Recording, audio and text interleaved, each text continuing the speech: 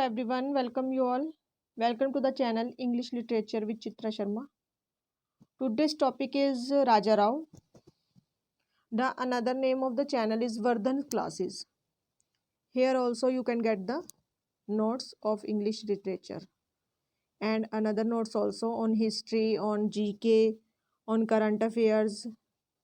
The Vardhan Classes is for all purpose, okay? You can also join Vardhan's classes. Today's topic is राजा राव. हमने इससे पहले मुल्क Rajanand, RK Narayan, Khushwant Singh, Arundhati Roy ये cover कर किए हैं इंडियन इंग्लिश लिटरेचर में. हम first of all English Indian literature को ही लेकर चल रहे हैं जिसमें हमारे थोड़े से राइटर रह रहे हैं, उनको कवर कर लें. राजा राव का जस्ट हमने बेसिक आज इंट्रोडक्शन लिया है, उनके जो भी अवार्ड्स हैं, उनके नोटेबल वर्क्स हैं और कांतापुरा का थीम. सिर्फ इतना सा टॉपिक लेकर आज हम वीडियो कवर कर रहे हैं. उसके बाद जो भी उनके मेन वर्क्स हैं उसको हम डिटेल से नेक्स्ट वीडियो में करेंगे. फर्स्ट ऑफ ऑल हम आज राजा राव के बारे में डिस्कस कर रहे हैं. राजा राव की अगर हम बात करें तो उनका बर्थ, सबसे पहले राजा राव के बर्थ की अगर हम बात करें तो उनका बर्थ जो भी है उनका बोर्न हुआ था 8 नवंबर 1908 में. 8 नवंबर 1908 में इनका बर्थ हुआ था. Hassan kingdom of Mysore. देखो 1908 की बात हो रही है तो ब्रिटिश इंडिया का टाइम था उस टाइम पे. तो उस टाइम पे हम आज जिसको कर्नाटका कहते हैं उसको उस टाइम पे किंगडम ऑफ मैसूर कहा जाता था, जो उसमें कहाँ हुआ था, हसन में हुआ था.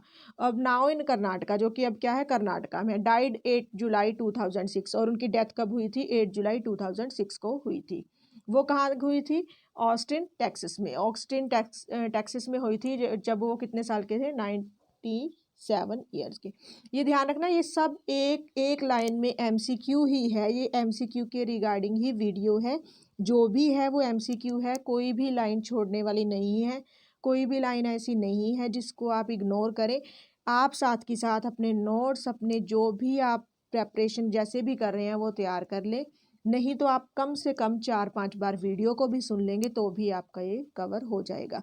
इसलिए आप चैनल के साथ बने रहे. आपको पूरा सिलेबस करवाया जाएगा बहुत ही अच्छे तरीके से. पहले आपको सब सारे डिटेल में करवाए जाएंगे, उसके बाद आपको MCQ सीरीज़ दी जाएगी. MCQ सीरीज़ में हम सिर्फ MCQs ही डालेंगे. उसके जो भी आंसर्स हैं वो आप मुझे कमेंट में दे सकते हैं. इसीलिए आप चैनल के साथ बने रहें. अगर हम नेक्स्ट बात करें राजा राव के ऑक्यूपेशन के बारे में, ऑक्यूपेशन उनका एज अ राइटर और प्रोफेसर. क्या थे वो, राइटर थे, प्रोफेसर थे. ओके. नेक्स्ट अगर हम बात करें उनके लैंग्वेज की, लैंग्वेज क्या जानते थे वो, लैंग्वेज कौन कौन सी लैंग्वेज में लिखते थे. सबसे बात तो हो गई कन्नड़. कन्नड़ के बारे में तो आपको पता ही है, अभी ये पूछा गया है क्वेश्चन. राजा राव इंग्लिश के अलावा कौन सी और लैंग्वेज में लिखते थे, तो वो कन्नड़ में लिखते थे. फ्रेंच, इंग्लिश इनमें तो लिखते ही थे, आपको पता ही है. इंग्लिश में तो लिखते हैं. जब हम इंग्लिश राइटर की बात कर रहे हैं, इंग्लिश अल्मा मैटर की बात करें, उन्होंने क्या कहाँ से स्टडी की थी, ओस्मानिया यूनिवर्सिटी से की थी, university of Madras, university of Montpellier. देखो कहाँ कहाँ से की थी उन्होंने, Osmania university, university of Madras और यूनिवर्सिटी ऑफ मॉन्टपीलियर, जो कि कहाँ है, सोरबॉन में. उनके पीरियड की बात करें, पीरियड यहाँ ये बात नहीं हो रही भी उनका जन्म कब हुआ था, उनकी डेथ कब हुई थी, ये बात नहीं है. पीरियड का मतलब ये है भी उन्होंने कितने टाइम तक वर्क किया. 1938 टू 1999. 1938 देखो जब कांतापुर आई थी उसके से शुरू होता है ये 1998 तक.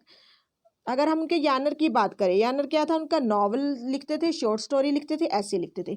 अगर हम उनके नोटेबल वर्क्स की बात करें, उन्होंने कौन कौन से नोटेबल वर्क्स लिखे हैं, तो नोटेबल वर्क्स की बात करें तो उनका कांतापुरा इंपॉर्टेंट है, जो कि उनका नोटेबल वर्क्स है, जो कि 1938 में आया था.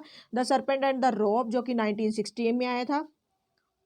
अगर हम उनके नोटेबल अवार्ड्स की बात करें, अब ये जस्ट रैंडम आपके दे रही हूँ नॉलेज, पर ये क्या है, ये हर एक में कोई ना कोई MCQ है जो कि हर बार एग्जाम में आता ही आता है. नोटेबल अवार्ड्स की बात करें तो साहित्य अकादमी अवार्ड जो कि 1964 में आया था. Padma Bhushan 1969. Neustadt international prize for literature जो कि 1988 में आया था. और पद्म विभूषण इनको कौन से ईयर में मिला था, 2007 में.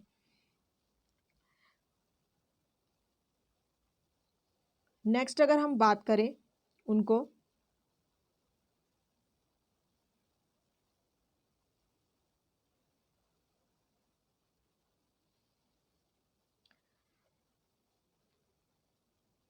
1964 साहित्य Akademi award, 1969 Padma Bhushan award. Padma Bhushan award जो कि India third highest civilian award है। 1988 न्यूज चैनल इंटरनेशनल प्राइज जो पहले भी किया था for literature. 2007 Padma Vibhushan India second highest award जो कि इनको अवार्ड्स मिले थे। ध्यान से सुन लीजिए। 1964 पद जो मिला था Sahitya Akademi award. 1969 Padma Bhushan India third highest civilian award. 1988 Neustadt international prize for literature. 2007 Padma Vibhushan India second highest award, ये इनको मिला था। नेक्स्ट अगर हम बात करें उनके काम जो उन्होंने मेन लिटरेरी वर्क्स लिखे हैं वो क्या है, तो उसके बारे में अगर हम बात करें तो उनके जो मेन लिटरेरी वर्क्स है, अगर हम फिक्शन की बात करें, फिक्शन देखो दो होते हैं, एक फिक्शन है एक नॉन फिक्शन है। फिक्शन जो हम कह सकते हैं काल्पनिक होती हैं जो कि कहानियाँ लिखी जाती हैं। नॉन फिक्शन होता है जो हम एज ऐसे लिखते हैं, जो ऐसे ही रैंडमली हम कुछ सोच रहे हैं हमने लिख दिया। ओके, फिक्शन की बात करें जो नॉवेल्स हैं क्या है, कांथापुरा जो 1938 में आई थी, the serpent and the rope जो कि 1960 में आई थी, the cat and the Shakespeare, a tale of India 1965, comrade Kirillov 1976, the chess master and his moves 1988।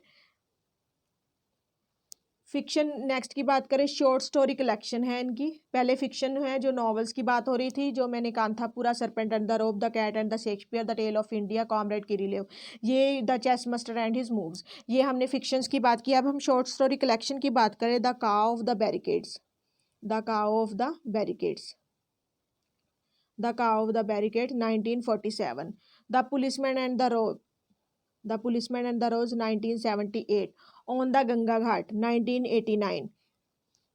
ये हमारी जो बात हो रही है फिक्शन शॉर्ट स्टोरी में, पहले फिक्शन नॉवल फिर fiction short story.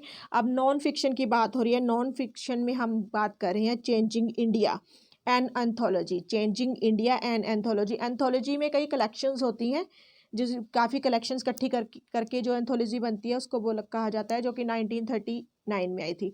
Tomorrow 1943 to 44, whither India 1948, the meaning of India essays 1996, the great Indian way, a life of Mahatma Gandhi biography 1998, anthologies the best of Raja Rao 1998, Indian master Raja Rao, जो Indian masters लिखी थी इन्होंने 5 writers के बारे में इकट्ठा उनका लिखा था।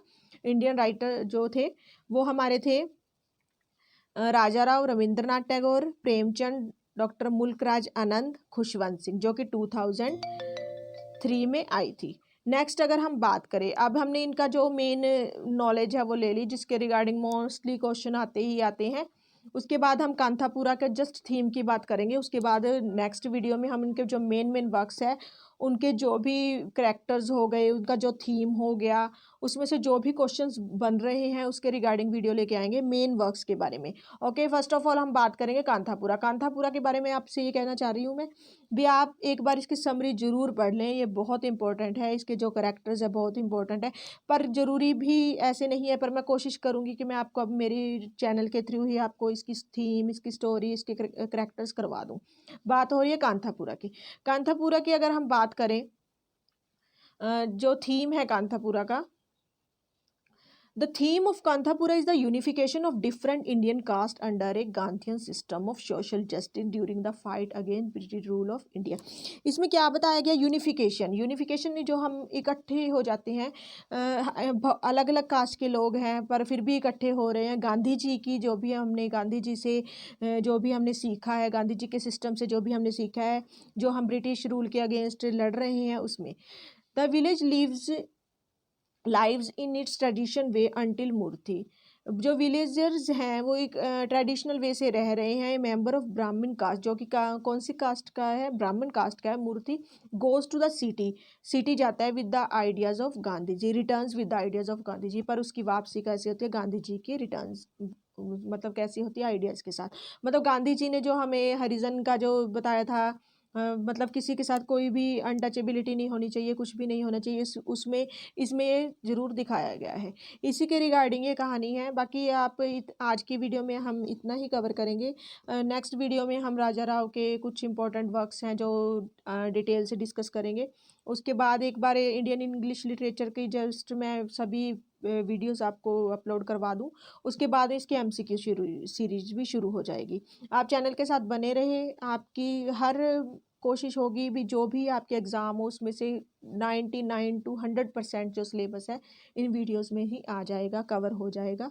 टेंशन की कोई बात नहीं है। आप 1 या 2-3 बार आप वीडियो को सुनते रहें और अपने नोट्स बनाते रहें। Thank you.